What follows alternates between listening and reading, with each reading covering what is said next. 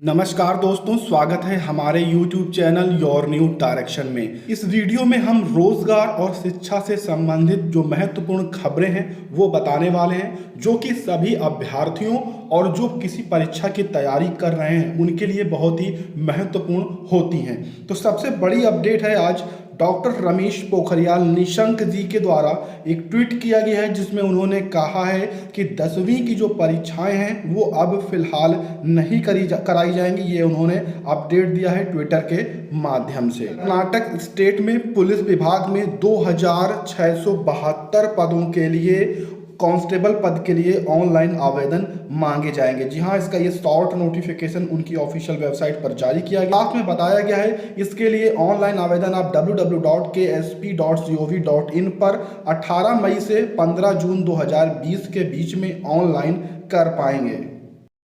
काशी हिंदू विश्वविद्यालय ने 5 मई को इस जारी हुए ऑफिशियल नोटिफिकेशन में कहा है कि वह कोविड-19 यानी कि महामारी के चलते जो 18 मई 2020 और 29 मई 2020 को जो परीक्षाएं होनी थी यूईटी और पीईटी 2020 की एंट्रेंस टेस्ट जो होना था उसे फिलहाल स्थगित कर दिया गया है अगले आदेश तक।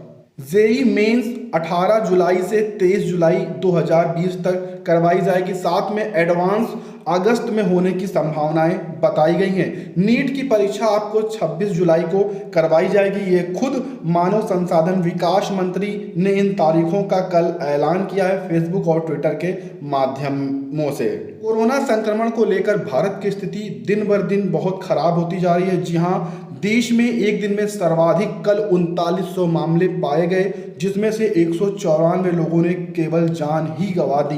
यानी ये 48 घंटे का आंकड़ा है। अगर पूरी अपडेट की बात करें तो 46,433 लोग अभी तक संक्रमित हुए हैं, जिसमें से 1,583 लोगों ने अभी तक अपना दम भी यहाँ पर तोड़ दिया है। पिछले 24 घंटे में जो ये संक्रमण की संख्या है वो बहुत ही तेजी से बढ़ी है। आप देख पाएंगे कि 30 जनवरी से 15 मार्च तक इस 45 दिन में केवल 100 मामले ही थे। उसके बाद यहाँ पर आप देखेंगे केवल 2 दिन में यानी 4 से 5 मई में मामले 6-6 हजार 5-5 हजार की संख्या में लगातार बढ़ रहे हैं। तेलंगाना में 29 तक बढ़ गया है लॉकडाउन। जी हाँ, तेलंगाना सरकार ने 29 मई तक लॉकडाउन बढ़ा दिया है। राज्य के सीएम चंद्रशेखर राव ने बताया कि प्रदेश में शाम 7 बजे से कर्फ्यू लगा दिया जाएगा। कर्मचारियों के 92 पदों पर जल्द होगी भर्ती। जी हाँ, इलाहाबाद विश्वविद्यालय के संघटक महाविद्यालय सीएमपी डिग्री कॉलेज में कर्मचारियों के 92 पदों पर भर्ती की तैयारी शुरू हो गई है। हालांकि लॉकडाउन के कारण कॉलेज में कर्मचारी की भर्ती भी फंस गई है। सीएमपी में कर्मचारी के 92 पद पर भर्ती के लिए इलाहाबाद विश्वविद्यालय प्रशासन के माध्यम से यूजीसी को प्रस्ताव भी भेज दिया गया है। जैसे ही उसको मंजूरी मिलेगी, मंजूरी मिलने के बाद इस भर्ती का जो कार्यक्रम है उसे शुरू कर दिया जाएगा। इग्नू की जो सेमेस्टर परीक्षाएं हैं उन्हें फिलहाल स्थगित कर दिया गया है। जी हाँ, लॉकडाउन और कोरोना के चलते इग्नू ने 1 जून से होने वाली सेमेस्टर परीक्षाएं स्थगित की हैं। इग्नू ने परीक्षाएं अब आगामी जो आदेश है वहां तक स्थगित की हैं, और जैसे ही अगला कोई आदेश आएगा उसके बारे में इन्होंने कहा है कि 15 दिन पूर्व ही हम सूचित कर देंगे।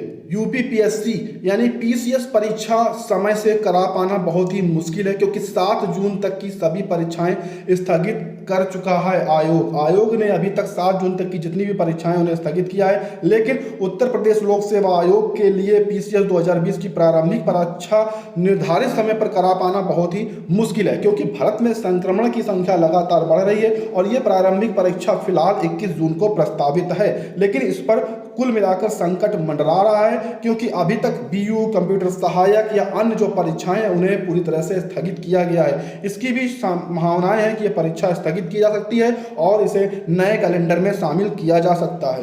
प्रोग्रामर का रिजल्ट घोषित कर दिया गया है। जी हाँ, उत्तर प्रदेश लोक सेवा आयोग ने मंगलवार प्रोग्रामर और प्रोग्रामर ग्रेड 1 परीक्षा 2019 का अंतिम चयन परिणाम घोषित कर दिया है। यह परिणाम आप इनकी ऑफिशियल वेबसाइट पर जाकर देख सकते हैं। प्रवेश परीक्षा पंजीकरण कल से। जी हाँ, उत्तर प्रदेश राजर्षि टंडन मुक्त विश्वविद्यालय में सत्र 2020-21 के एमबीए और एमसीए पाठ्यक्रम में परीक्षा प्रवेश के लिए परीक्षा का जो रजिस्ट्रेशन है वो 7 मई से शुरू हो जाएंगे। विश्वविद्यालय प्रशासन ने बताया कि पंजीकरण शुल्क जमा करने की जो अंतिम तारीख है वो 28 जुलाई निर्धारित की गई है। वहीं आवेदन का जो फॉर्म है उसे जमा करने की अंतिम तारीख 31 जुलाई निर्धारित की गई है। सीए परीक्षाओं के लिए तिथियां जारी कर दी गई हैं। जी हां, नई Delhi the institute of chartered accountant of India ने कोरोना महामारी को देखते हुए सीए की विभिन्न स्तर की जो पूर्व निर्धारित परीक्षाओं को स्थगित कर दिया है, इसकी जगह परीक्षाओं की नई तिथियां भी जारी कर दी हैं। पूर्व निर्धारित परीक्षाओं के शेड्यूल के अनुसार परीक्षाएं 19 जून से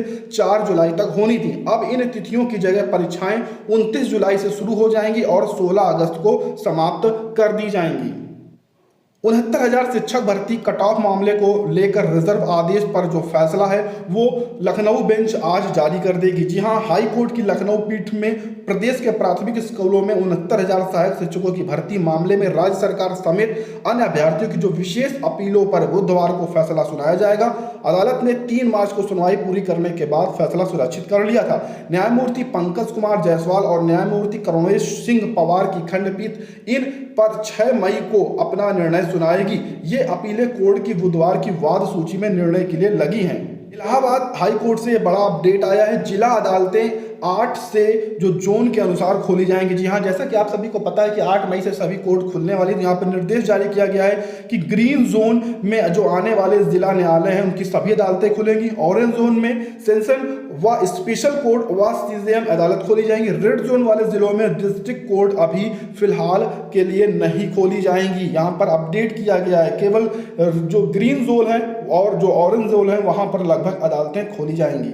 केटीयू परीक्षा के समय के साथ प्रश्न भी कम होंगे। जी हां, यहाँ पर बताया गया है कि 750 से अधिक कॉलेज के छात्र छात्राओं को मिलेगी राहत। यहाँ पर कहा गया है केटीयू के संबंध में कि इंजीनियरिंग एवं मैनेजमेंट कॉलेजों के छात्रों के लिए अच्छी खबर है। लॉकडाउन की वजह से छात्रों की परीक्षा के दौरान कम प्रश्न करना पड़ेगा, क्योंकि अखिल भारतीय तकनीकी शिक्षा परिषद की ओर से जारी गाइडलाइन के बाद केटीयू ने यह निर्णय लिया है कि इसके अलावा जो AICTI की जो इन्होंने 1 से 15 जुलाई के बीच में परीक्षाएं करवाने का निर्देश दिया है, उसमें केटीयू से संबद्ध प्रवेश के 750 इंजीनियरिंग मैनेजमेंट एवं बीफार्मा कॉलेजों के पढ़ने वाले 2.5 लाख से अधिक छात्रों के लिए राहत भरी खबर है। छात्रों को प्रश्न पत्र में कम सवालों के जवाब देने होंगे, जबकि नंबर उनको उतने ही दिए जाएंगे।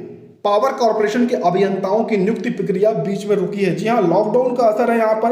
अब 1, 2 व 3 जून को होंगी अभिलेखों की जांच। लखनऊ में 15, 16, 18 मई को भर्ती प्रक्रिया होनी थी पूरी।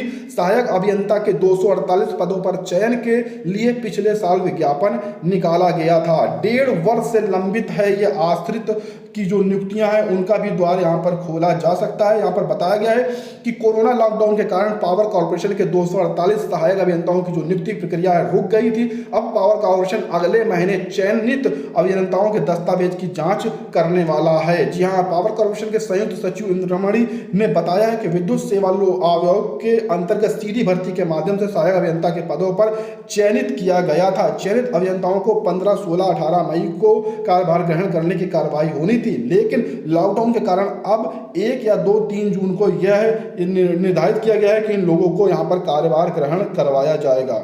यूपी बोर्ड की बात करें तो अब जुलाई में इसके परिणाम आने की उम्मीदें बढ़ गई हैं। जी हां, क्योंकि 5 मई से मूल्यांकन शुरू कर दिया गया है। यूपी बोर्ड की 10वीं और 12वीं परीक्षा का जो परिणाम है वो जुलाई से पहले आने के आसार नहीं जताए गए हैं, क्योंकि ग्रीन जोन वाले जिलों में ही केवल मूल्यांकन शुरू किया गया है। तो लगभग मई जून तक यहाँ पर पूरा जो इसका मूल्यांकन का कार्य है वो ही समाप्त हो पाएगा। उसके बाद ही यहाँ पर इसका जो निर्णय है, परिणाम है, वो जारी किया जा सकता है।